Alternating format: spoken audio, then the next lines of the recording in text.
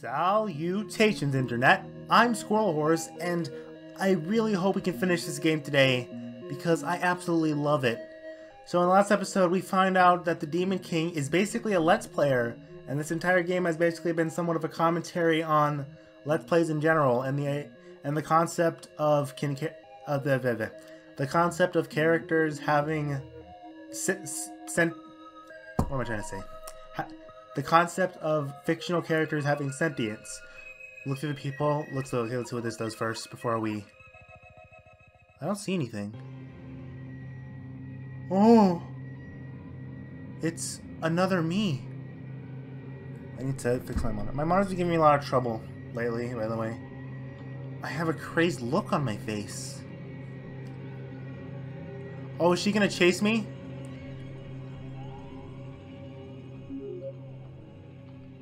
Okay, well, I'm just gonna hide safely in this menu. Okay, so what I was trying to say, like, it's an interesting concept, I think, that people sometimes talk about. Me and my friends sometimes discuss this.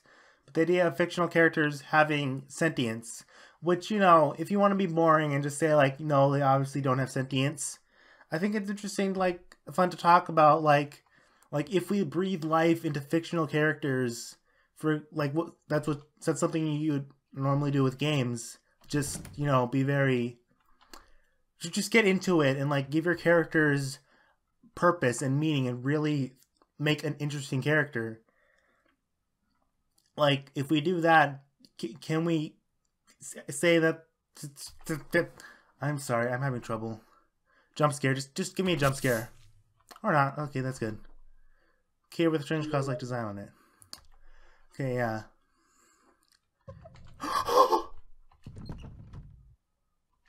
The cabinet is locked. Okay, that was me. Am I still there? Girl? Hey girl, hey? I also really like this art style. What? Did you hear that? Use the cross key. Who are is this? This is Freya and... Freya, what was your name? You know, I don't think you ever realized we both had lived in Forestville together. Given I looked much different back then, and I think we may have only interacted once during the Harvest Festival when I accidentally came dressed as a bunny girl. I've always enjoyed life, making people happy, feeling free, daring, loved, and yes, maybe even being perved on. But I was too afraid to be myself for the longest time. I was deathly shy when I was young, and it took all my effort to start pretending to be someone more outgoing and chipper than that. I tried to show you all my best, and yet you caught a glimpse of me at my worst. I was acting up really bad that day, and was pissing everyone off. I did every outlandish thing that came to mind. I made fun of others, I streaked and showed myself off as I do to you lot. I acted loud and obnoxious, and vocally boosted my ego. As if nothing were serious. You came into the room with me, visually upset and trying to hold back the full depth of your anger. I teased and snuck out my tongue, fluttered my fingers a bit, and nastily asked you if you had come to check out my body. I was being disgusting. You grabbed my shoulders tightly. You neared your face to mine, staring intently, and you began to scream at me. But what you said was not what I expected at all. You barked at me on why I was treating myself like this. You questioned why I was trying to be the villain here, when no matter how you spun it, I was the victim. You then hugged me tightly and began to weakly pound your fist on my shoulder, sobbing that I just wasn't fair to me, that I was the one hurting. I didn't need to attract any more pain. Maybe it was only you that had realized I was acting up to test my current reality. Self-loathing myself because of the way we past looked at people, as the way people we past looked at me, judged me. The hushed whispers of people thinking I was weird, thinking I was crazy, a nuisance, an attention whore. Girls spewing up rumors about me, and guys only interested in me for potentially being a freak in bed. Maybe it was only you.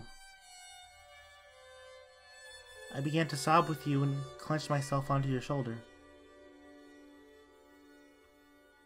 Now she's gone. This is Freya, right? We never really got to know each other, you and I. Yet I can't help but have a certain fondness for you. My fondest memory of the days we spent journeying together. Out of everything we experienced, my most fond memory is of the time you gave me your ice cream cone. Peculiar as it may sound, that's one of my most cherished memories. I had never had ice cream before. My prestigious upbringing had taught me to not even dare consider empty fatty calories of any sort. Yet one day, we found ourselves in a peaceful seaside town, and you stopped us all to go get ice cream at a small corner shop. I chalked it up to a lack of self-control on your part, and a greedy sweet tooth. I refused and stayed put while you lot all entered in like a pack of wolves sweeping in on fresh prey. You came back shortly after and started to mingle with me. You began to talk about how ice cream was your and Flora's favorite dessert. I fired back with a bout of reasoning why I wouldn't touch the stuff. Yet, you didn't say one word back to any of my admittedly trite comebacks. You just listened, nodded your head, and waited for me to finish. And afterwards, you simply told me that ice cream is a treat. Such a comment almost seems mocking by itself, or empty words that mean nothing. Yet, water formed in your eyes, and you stared off distantly to the horizon, far off at sea. A look I had been far too familiar with during many evenings silently weeping to myself in the mirror. Right then and there, I nabbed the ice cream cone from your hand and took my first lick. I really am not quite sure what came over me, but it was the most delicious thing I had ever tasted in my life. And as you looked at me with an expression of confusion, I looked back at you. And in that moment we shared a strange sort of kinship, and a smile spread across your face. Between the sweet dessert and the feeling of comfort and true companionship, butterflies began to fill my tummy. And it was at that moment I knew. We were entering a brave new world, full of all sorts of news. But it was okay. We had each other. Now there's a door. Are we gonna see Vera? Or is it gonna start getting scary? What? Gwen, you're back so soon. How? Demon King, your time has come to die. No, Gwen, you don't understand. Who are you? Just a broken-hearted maiden that's about to get her revenge.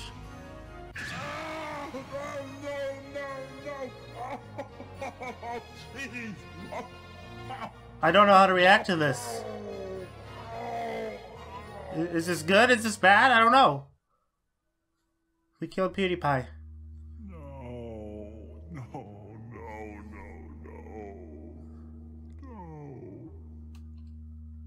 I just wanted people to like what I made. Why?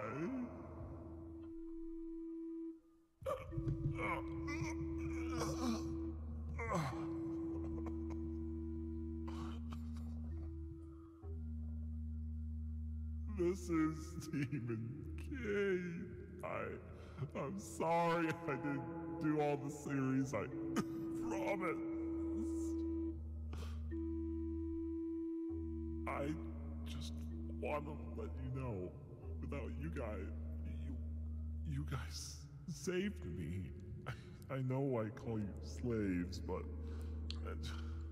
if it weren't for you, I don't know what I'd do.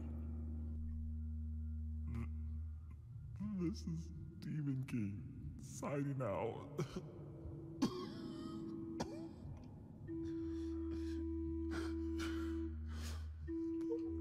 Have...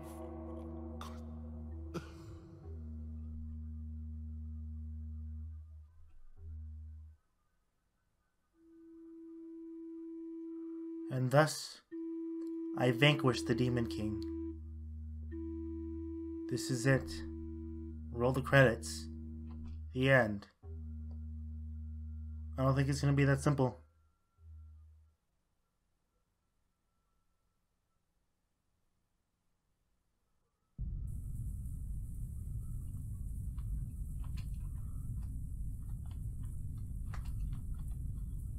Fish? Mr. Ropey? Yeah, that hit a little close to home, actually. Oh, there's a lot more, probably.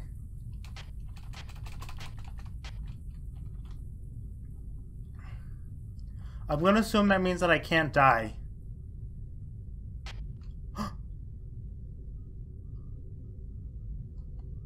Gwen? Where are we? Shadow Gwen.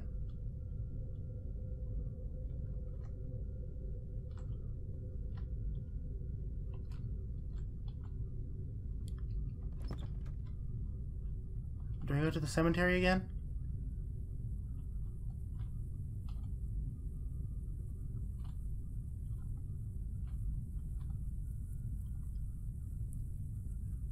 I'm gonna... Oh. Everything just got choppy for a second. Hope that doesn't mess up with syncing.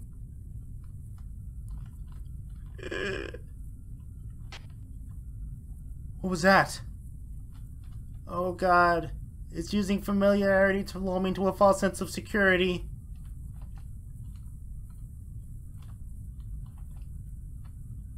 And something's gonna happen.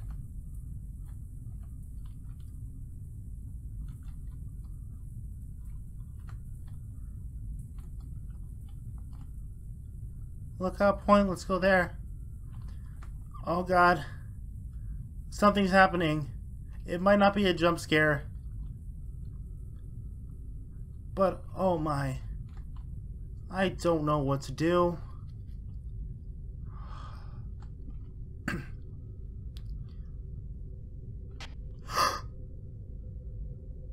Was that...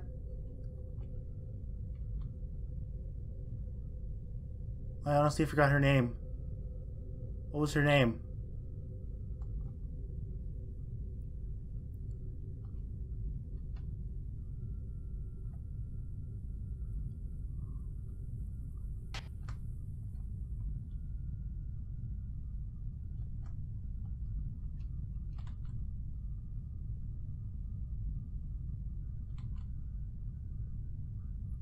Listen.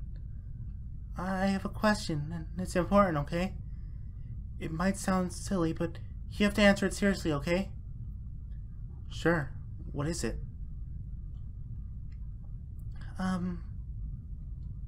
Do you... I wanted to know... Would you think... if I told you you're not real?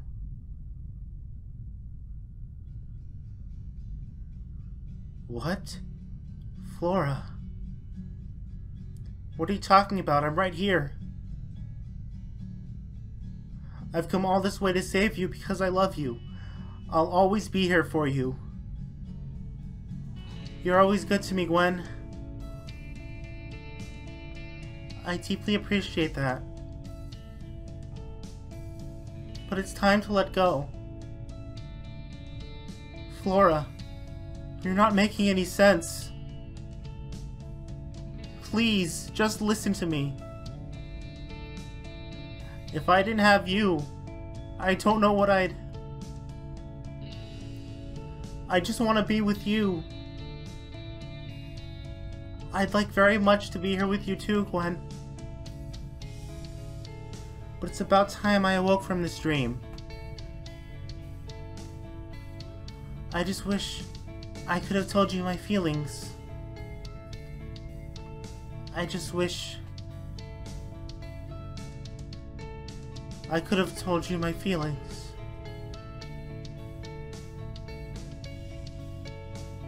Goodbye, Gwen. Wait! Flora! Wait! Please wait! No! Flora! You never knew, but I was always watching you from afar. I wanted to spend eternity with you. I want to hold you, taste your lips. I wanted with you. Flora? Flora? Flora! Is that it? I wish this dream could have gone on a bit longer.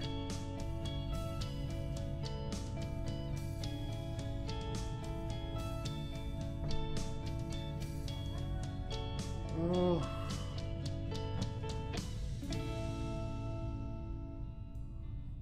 Oh.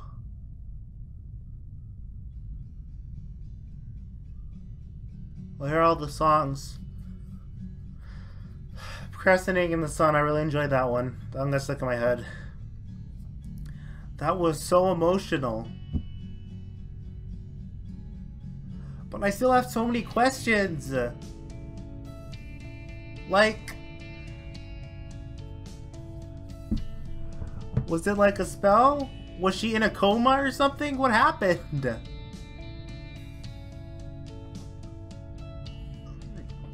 I feel so bad for Gwen.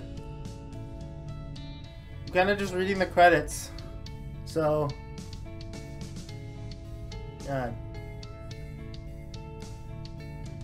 I fully expect this to be the roughest game that I will release, but still I hope you enjoy. I loved it. I'm looking Red Haze, next project, Red Haze.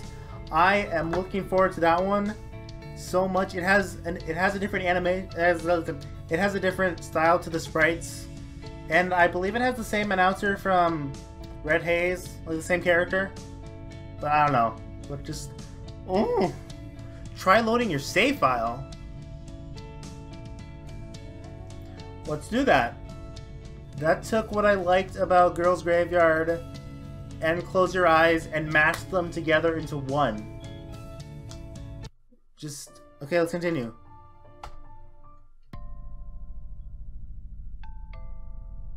Wretched waits and gullet takes. When words strike 2:30, you may hear more of me.